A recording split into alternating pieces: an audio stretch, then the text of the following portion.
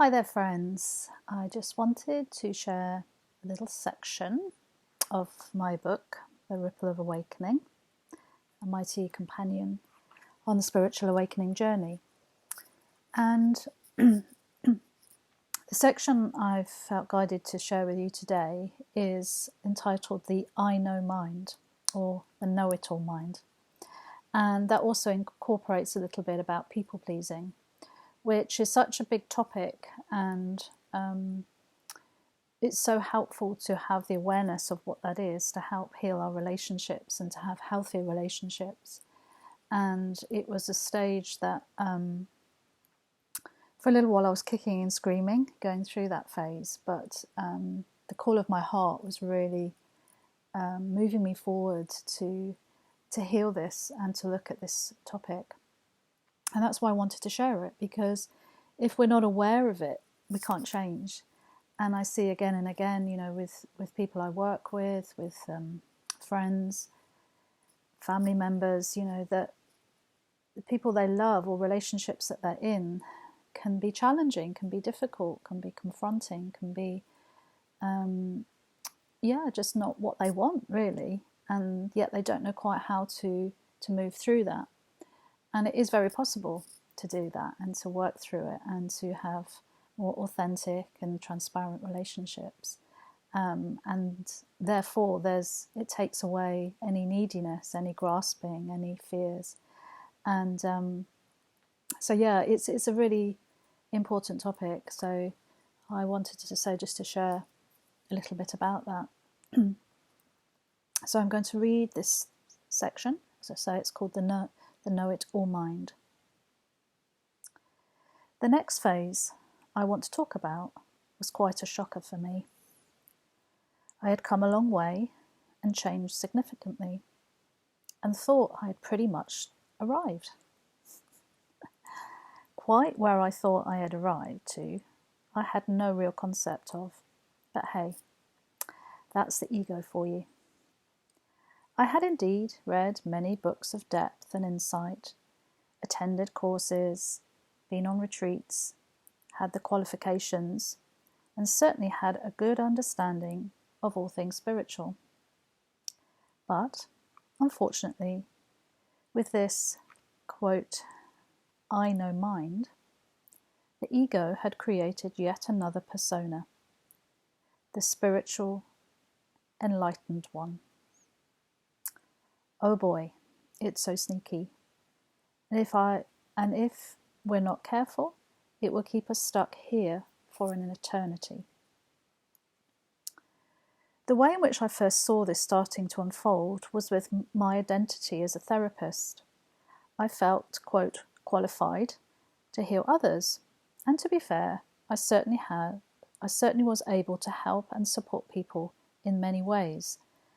But what I didn't appreciate during that phase was that the way in which I thought I was helping people was, in fact, a distraction from my own wounded self. I was so full of passion to share what I knew and had learnt, and as such felt an overwhelming urge to preach to the world. In many cases, as soon as I met anyone who had a perceived problem, I was right on them! Exclamation mark.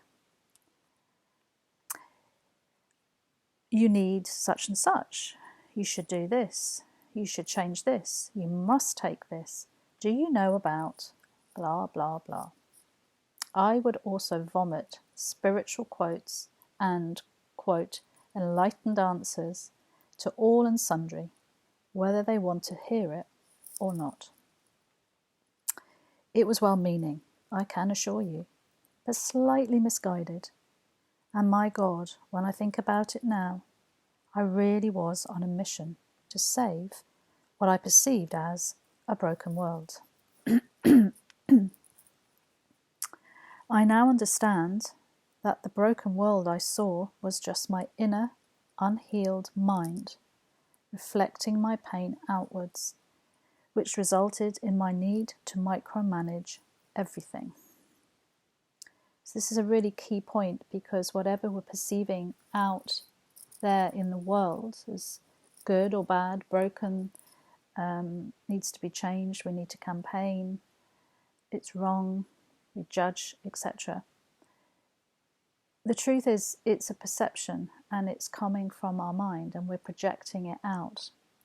So as we heal our mind and look within, then what we see out in the world will be a completely different picture. And this is a real key point and where a lot of people get stuck. But I'll carry on and you'll see how. So right here and now, I apologise profusely to any of you reading this whom I inadvertently vomited over. It was meant with the best will in the world, and if you're still in my life, well done, and thank you for being so understanding. And there's a quote here from my friend John Campbell. I wanted to share what I had learnt with so many people, and this pissed off many people at the time. But this helped me to sort out the people who really understood me and those who didn't resonate anymore. I had to go through that stage as part of my journey. I can see how it was spiritual arrogance.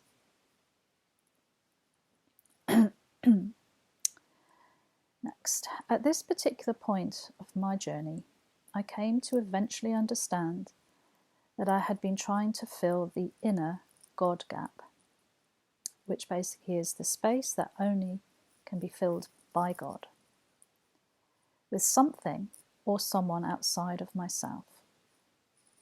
For me, this manifested as A. Being blind and in denial of my own wounds. B. Using relationships or another as a distraction. C. Assuming that everyone else needed to be fixed and was incapable of working things out for themselves, or indeed had a higher power to guide them. D. Feeling superior because I was, quote, qualified to know what was best for them, exclamation mark. So yeah, just, notice if that relates to you, if there's anything that you particularly can see where, there's control or trying to know best really for somebody else. It's it can be very subtle or very glaringly obvious, but if we want to shift it and to have healthy relationships, we have to first acknowledge how we play it out, how we fill our own God gap. Thankfully, I came to see this blind spot and understood that this urge was, in fact, a form of addiction known as codependency and a deep cry for love. I started to understand that my overbearing need to fix everyone and be in control of everything was coming from a place of deep fear. I was lovingly encouraged by my spiritual mentor to take a look at a way of understanding this pattern and was led to a path of recovery on one of the 12-step programs. You see, there are many forms of addiction, all of which are trying to fill the God gap. Not just the obvious ones of alcohol, drugs, shopping and sex, but the subtler ones such as spiritual addiction, destination addiction, busyness, and as mentioned, codependency. I would recommend looking into this if it resonates with you, because in my experience, most relationships have elements of codependency at their core. I personally found it very helpful over a period of about 3 years to attend a 12-step program and start to look at my codependency behaviour.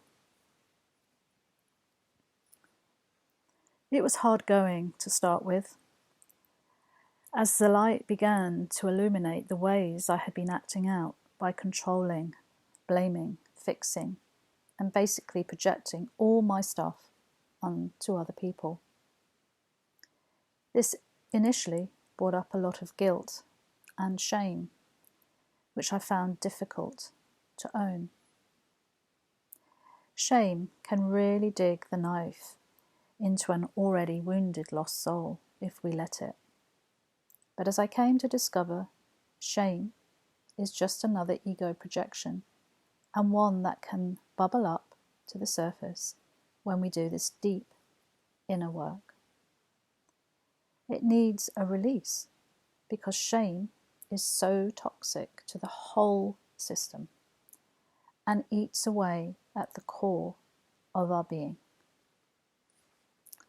You may be familiar with some of the damning shame statements that seem to easily slip off the untrained tongue, such as, quote, "Shame on you, shame on me," and "You should be ashamed of yourself," or "They should be ashamed of themselves." Never, never buy into this, my friend, and never project it on to others, even if you feel it is justified. It never is! Exclamation mark. It actually makes us superior and judgmental, as we decide to point the finger on another in this way. I would suggest you bring the finger back to yourself and see that, yet again, it is another projection of your own inner pain that feels the need to condemn in this way. The ego will come up with many clever defenses to deny this. But trust me, if we spot it, we've got it.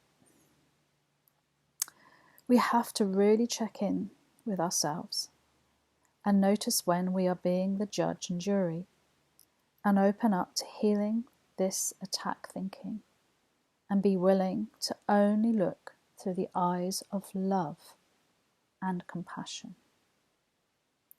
So this is a massive shift in the mind. And this is not to make you feel bad if you notice yourself that you do judge or you do see shame in or perceive shame in other people or yourself. We've all done it because it's what we've been taught to do. But it is just, as I say, another way of transferring our own unhealed stuff onto the outside world. And to the ego, it just loves it. It's a great way of being superior and thinking that we know what's best. And of course we're, holier than thou because we don't do it. But we've got to get radically honest because, as it says here, if we spot it, we have got it. So it can be quite, as I say, quite a big topic to look at this, but it's so important.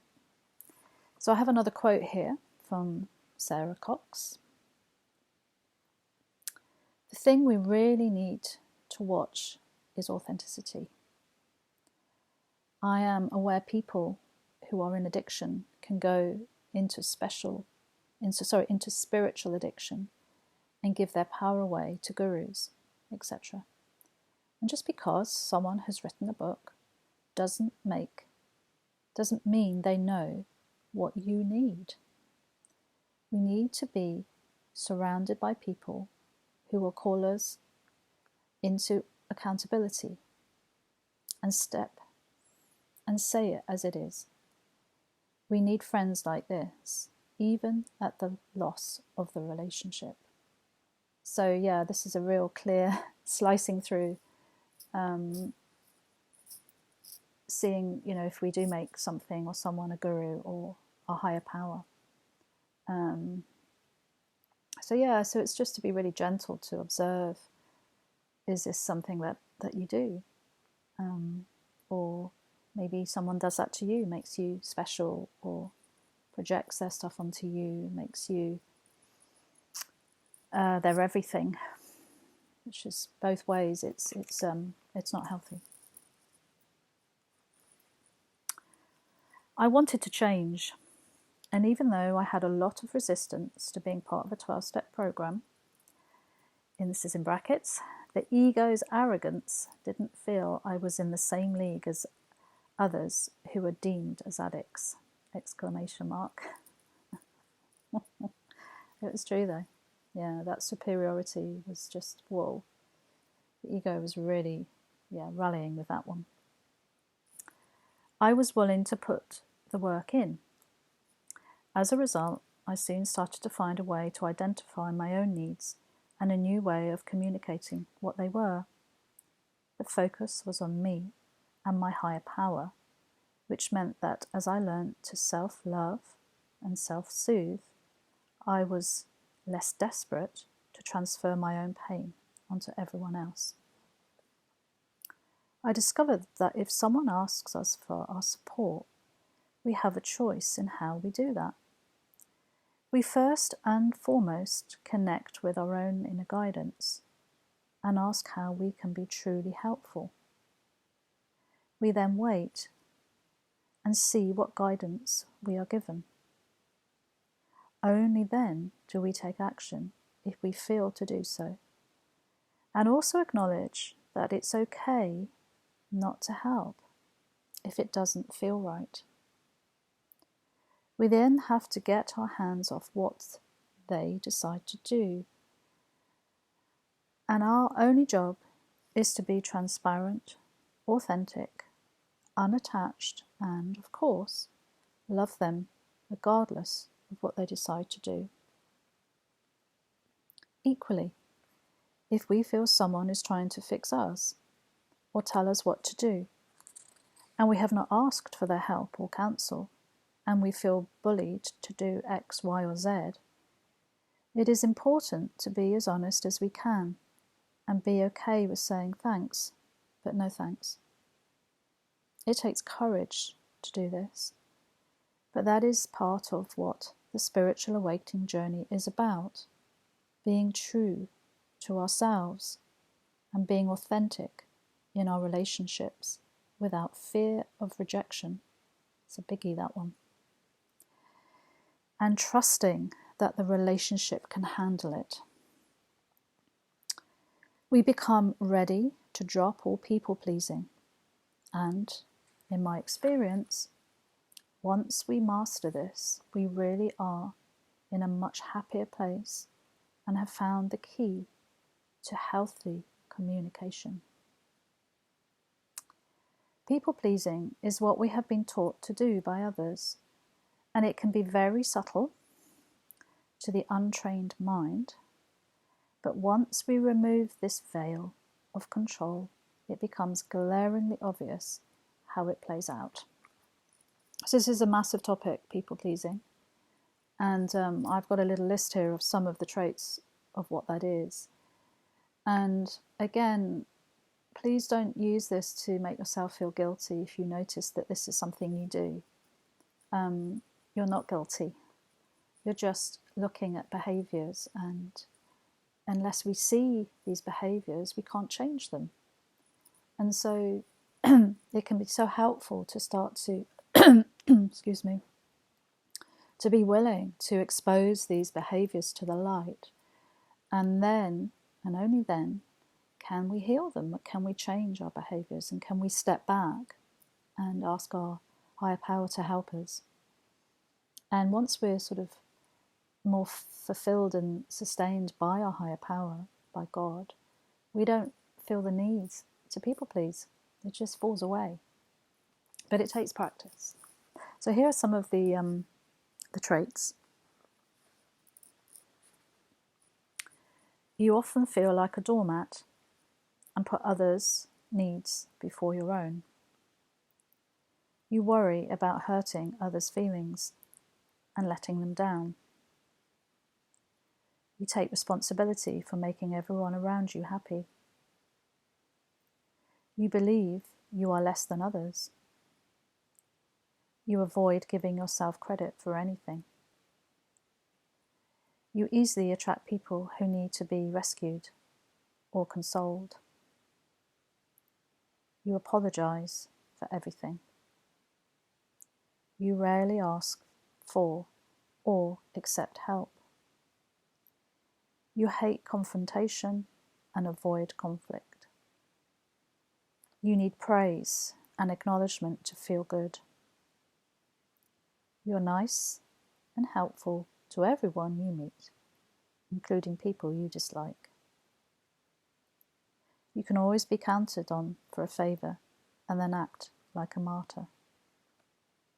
You change your tone and behaviours depending on who is around you. You worry that people won't like you. You judge yourself harshly. You can't say no, and if you do, you have to explain and justify why. You feel overwhelmed and burdened a lot of the time. Yeah, I mean, I remember when I started to notice this people-pleasing behaviour, it was such a shock. It really, really was, and I just thought it was normal. But I remember reading something once, I can't remember by whom, and it was so true. I noticed that a lot of the time we do things, but it's through pursed lips or it's a lot of tutting, and so we've sort of said yes, or we're doing something, but under the surface there's resentment and there's bitterness and there's why me, and it's not fair, and yet we don't speak it up. We just don't, we just carry on people pleasing, because it's just such a deep-rooted, very toxic behaviour. So notice when in your day-to-day life, when do you say yes, but you do it because you should, to something that you're asked? Is that really what you feel you want to do? Does it feel true for you, or is it just because you're wanting to please someone?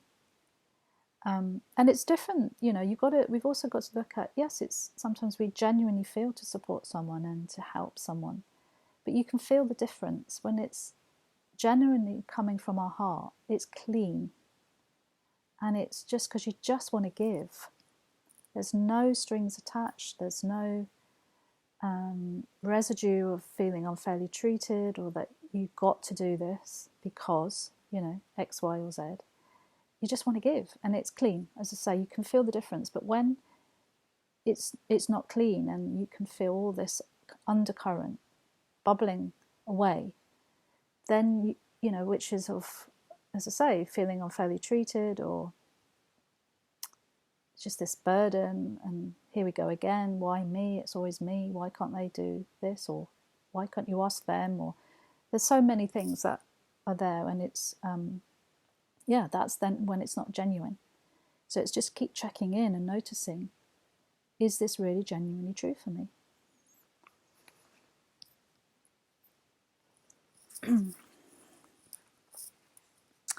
It's quite a comprehensive list, and when I started to take this on board, there was a lot of confusion on how to behave, because I thought this people-pleasing behaviour was normal.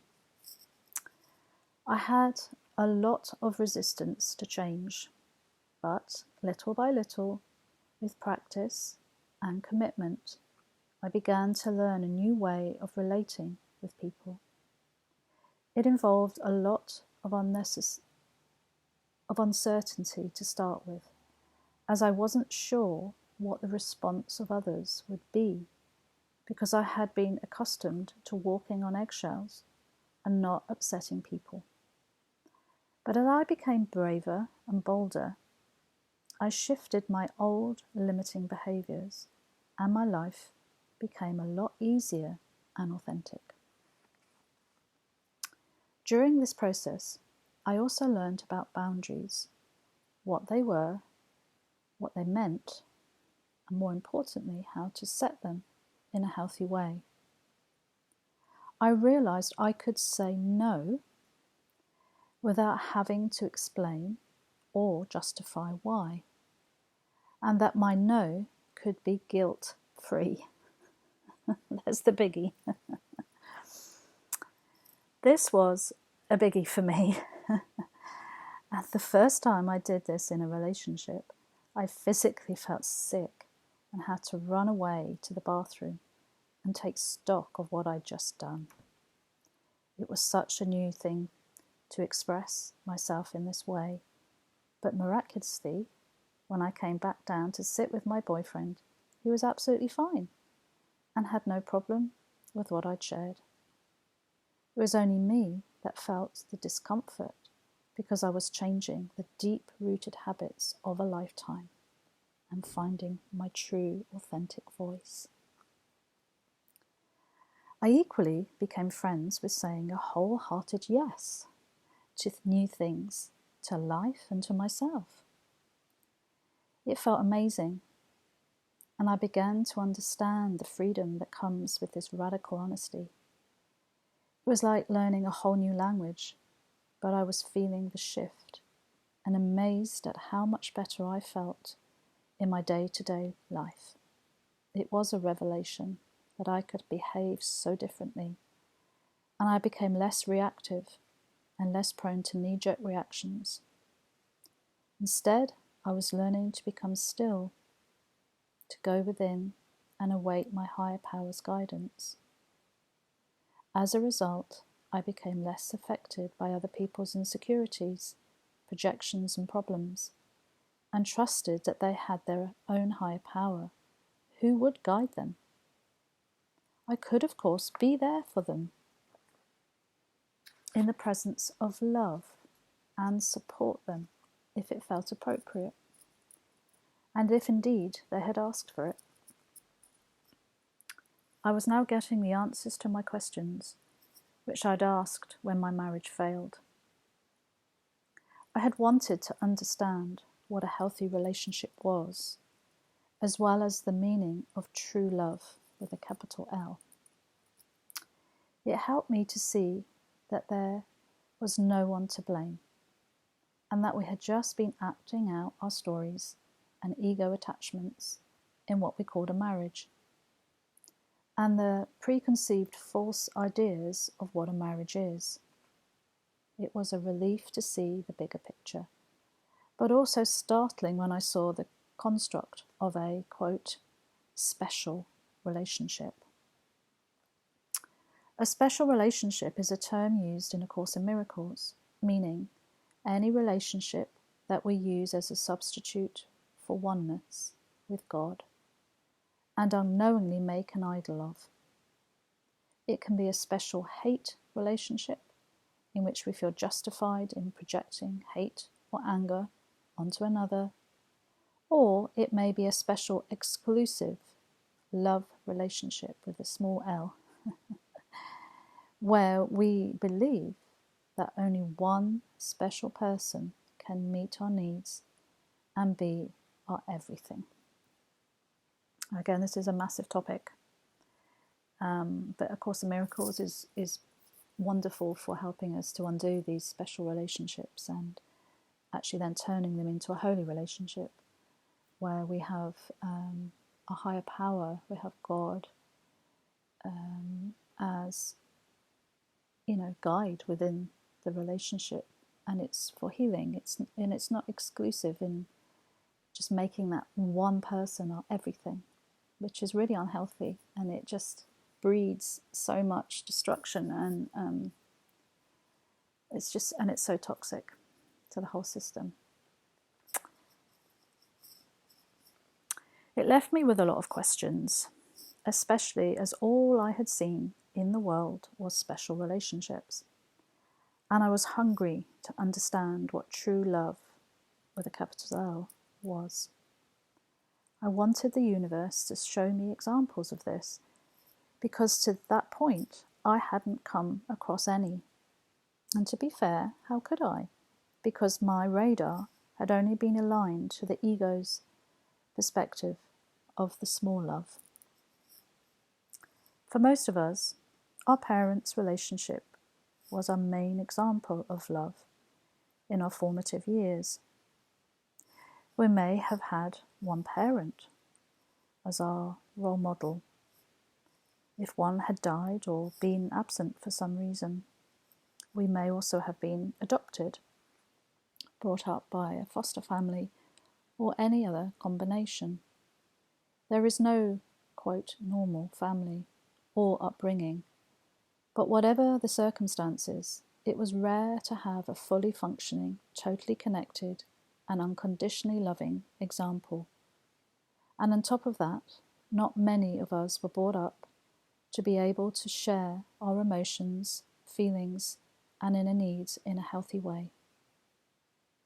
If you were one of the lucky ones who was brought up in this by those who saw the truth and the light in you, then I say celebrate that and be grateful that you had such pure caregivers as an example. But this is rare. Whichever is the case, know that you were born into the perfect family and your soul chose exactly what is needed to learn in this lifetime.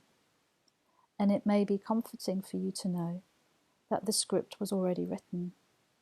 So blaming anyone is fruitless and indeed keeps you stuck in pain and suffering.